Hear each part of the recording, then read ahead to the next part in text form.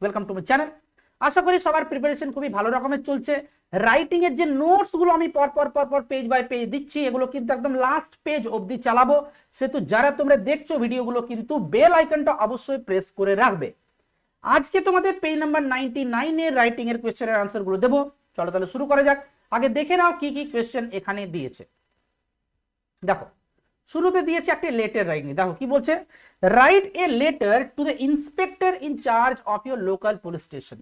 তোমার যে local police station সেখানকার ইন্সপেক্টর ইন চার্জ যিনি আছেন, দেখো এখানে অফিসার ইন চার্জ বলেনি কিন্তু, ঠিক আছে, ইন্সপেক্টর ইন চার্জ বলছে।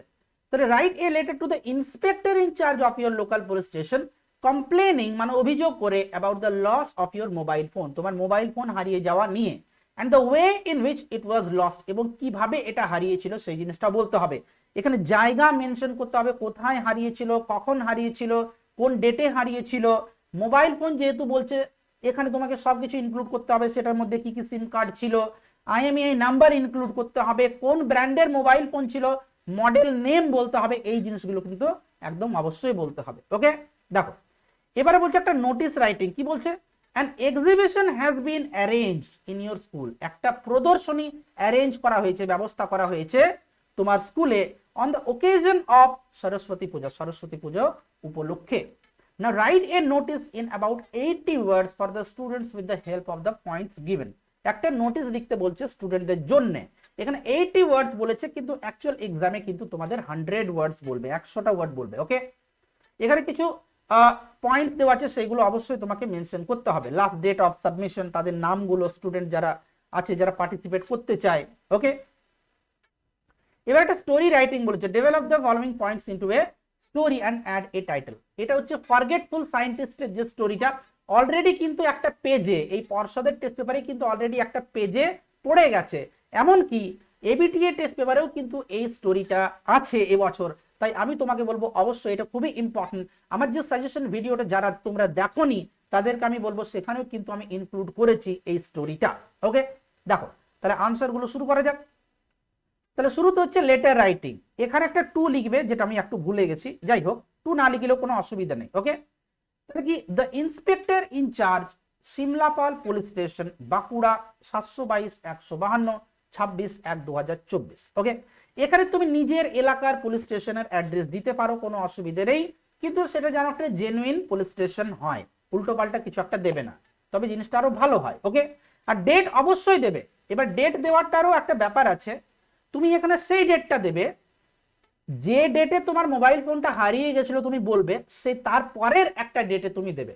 ওকে, তাহলে এখানে আমি 26 তারিখ লিখেছি, তার মানে নিশ্চয়ই আমার 25 তারিখে অথবা তার আগের কোনো একটা ডেটে মোবাইল ফোনটা হারিয়েছিল, সেই হিসেবে কিন্তু তোমাকে এখানে লিখতে হবে। ডেটগুলো কিন্তু খুবই ইম্পর্টেন্ট। ওকে, সাবজেক্ট এখানে অবশ্যই দেবে, কেননা অফিসিয়াল লেটার বা নোটিশের ক্ষেত্রে সাবজেক্ট একদম মাস্ট। ওকে, সাবজেক্ট কিন্তু তোমরা কোয়েশ্চেনের মধ্যে পেয়ে যাবে, ওখানেই কিন্তু দেওয়া থাকে।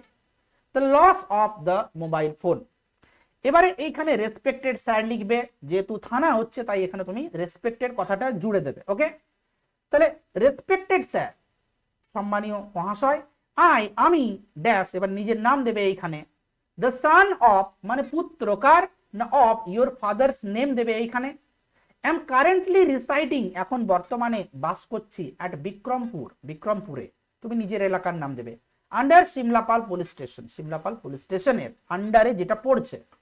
অন 25 জানুয়ারি বা 25th করতে পারো, এগুলো এখন কোনো ম্যাটার করে না। তাহলে অন 25 জানুয়ারি মানে 25শে জানুয়ারিতে 2024 সালে, আই লস্ট আমি হারিয়ে ফেলেছিলাম, my mobile phone near the main branch of Bikrampur Punjab National Bank, Bikrampur Punjab National ব্যাংকের মেন ব্রাঞ্চের কাছে হারিয়েছিলাম। The mobile phone is a Vivo V20, এটা এ দিতে পারো না দিতে পারো, কোনো অসুবিধা নেই। তাহলে কি মোবাইল ফোনটা ছিল কি না ভিভো V20, এখানে তোমরা অন্য কোনো মোবাইল ফোনের নাম দিতে পারো, কোনো অসুবিধা নেই। Its IMEI number is, IMEI number অবশ্যই দিতে হবে, এখানে কি লিখেছি VM351297। Okay, there are 2 SIM cards with the numbers in the phone, তাহলে এই ফোনের মধ্যে, মোবাইল ফোনের মধ্যে দুটো সিম কার্ড আছে। ওকে, দ্য নাম্বারস অফ উইচ, যেগুলো নাম্বারগুলো হচ্ছে কি না, এখানে আমি 10টা ডিজিটের, খেয়াল রাখবে মোবাইল ফোনের যে নাম্বার হয় সেগুলো 10টা ডিজিটের হয়, তাহলে অবশ্যই কিন্তু এখানে 10টা ডিজিট থাকতেই হবে।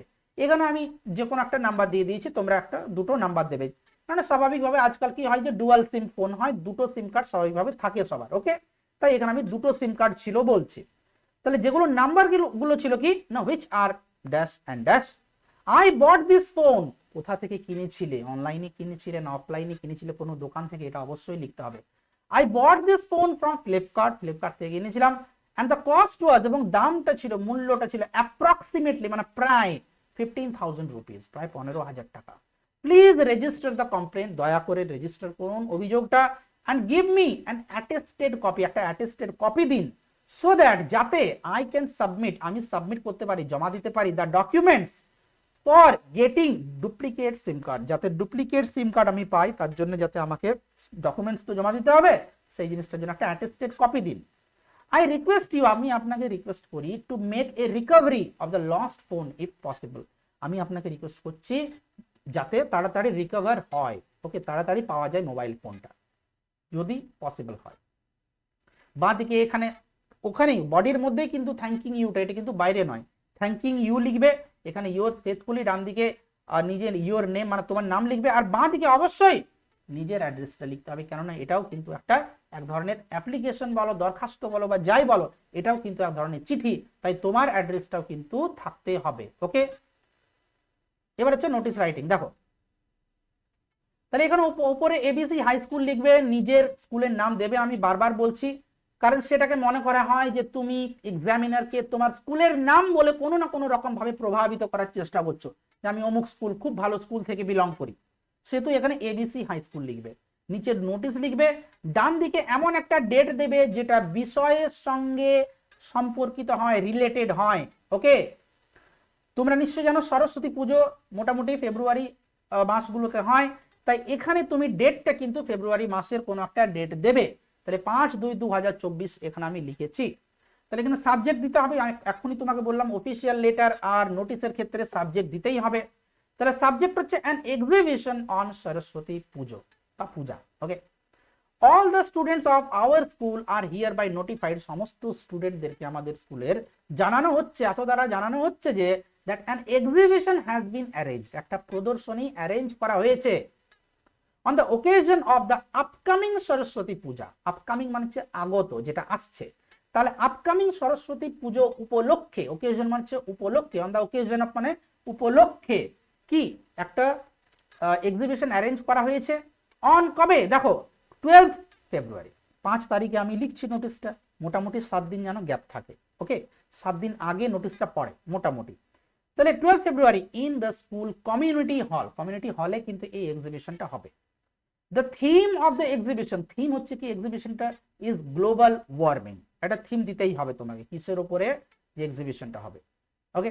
দোজ স্টুডেন্ট, সেই সমস্ত স্টুডেন্টরা হু ওয়ান্ট টু পার্টিসিপেট, যারা পার্টিসিপেট করতে চায়, আর আস্কড, তাদেরকে বলা হচ্ছে কি টু সাবমিট দেয়ার নেমস, তাদের নাম জমা দিতে, to the respective class teachers, নিজের নিজের ক্লাস টিচারদেরকে। The last date of submission, সাবমিশনের মানে জমা দেওয়ার লাস্ট ডেট হচ্ছে ইজ 10th ফেব্রুয়ারি, ওকে, 12 তারিখে, তার আগে 10 তারিখে, okay. The entry to the exhibition, এই যে এক্সিবিশনে এন্ট্রিটা will start at 10 AM sharp, মানে একদম খাঁটি সকাল 10টায় শুরু হবে, অন দ্য মেনশনড ডেট মানে উল্লেখিত যে ডেটটায় উল্লেখ করা হয়েছে সেই ডেটে। Students must have their identity card, স্টুডেন্টদের অবশ্যই আইডেন্টিটি কার্ড থাকতে হবে with them while they are on campus, যখন তারা ক্যাম্পাসের মধ্যে থাকবে। your whole hearted cooperation, তোমাদের যে হোল হার্টেড আন্তরিক যে সহযোগিতা ইজ রিকোয়েস্টেড, সেটা অনুরোধ করা হচ্ছে, to make this program a grand success, এই প্রোগ্রামকে একটা বড় সড়ো সাফল্যমণ্ডিত করার জন্য রিকোয়েস্ট করা হচ্ছে। বাঁ দিকে লিখবে counter sign by the headmaster, যদি ক্লাব হয় তাহলে এখানে দ্য প্রেসিডেন্ট লিখবে, ডান দিকে এখানে ইয়োর নেম মানে তুমি নিজের নাম দেবে।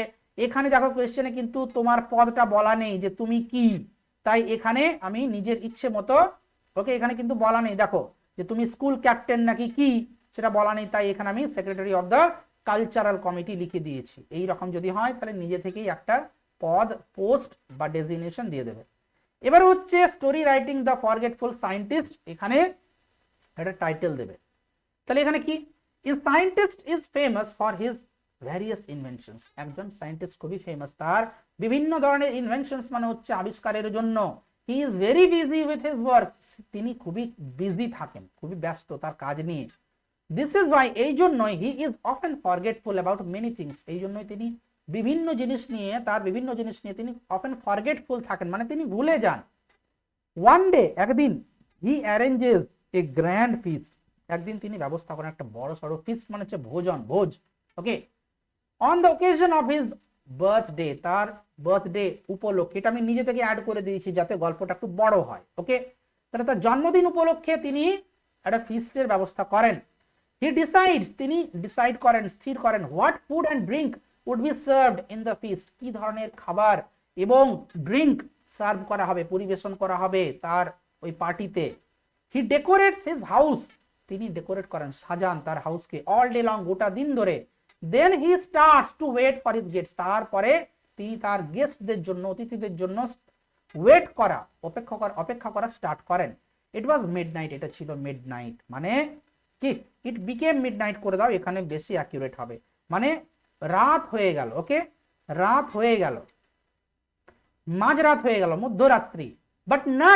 বাট নান কি কামস আপ, কিন্তু কেউ আসে না। হি ফিয়ার্স, তিনি ভয় করেন, that all the food items would be spoiled, সমস্ত ফুড আইটেমস গুলো, খাবার দাবার যেগুলো ছিল সেগুলো স্পয়েল হয়ে যাবে, মানে নষ্ট হয়ে যাবে। So he goes into his drawing রুমে যান, মানে বসার ঘরে তিনি যান। ড্রয়িং রুম মানে চিত্রকলা, আঁকা জোকার জন্য নয়। Okay, he opens his drawer of the table, তিনি খোলেন ড্রয়ার টেবিলের। হি বিকাম সারপ্রাইজ, তিনি অবাক হয়ে যান, that all his invitation cards are there, তার সমস্ত ইনভিটেশন কার্ডগুলো সেখানেই আছে। হি রিয়েলাইজেস, তিনি বুঝতে পারেন, that he has not sent them to the guest, তিনি বুঝতে পারেন যে গেস্টদেরকে তিনি সেগুলো পাঠাননি।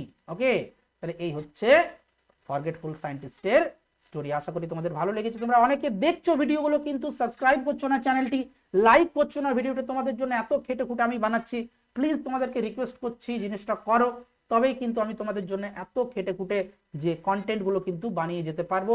আর এই যে রাইটিং এর আনসারগুলো, নোটসগুলো, এইগুলো কিন্তু একদম লাস্ট পেজ অবধি, যতদূর পেজ রয়েছে আমি কিন্তু চালাবো। তোমরা কিন্তু বেল আইকনটা অবশ্যই প্রেস করে রাখবে, কেননা নতুন নতুন ভিডিওর নোটিফিকেশন কিন্তু তুমি পাবে না। ওকে, চলো তাহলে আজকের জন্য এতটাই, নেক্সট ভিডিওতে দেখা হচ্ছে। Thank you, by.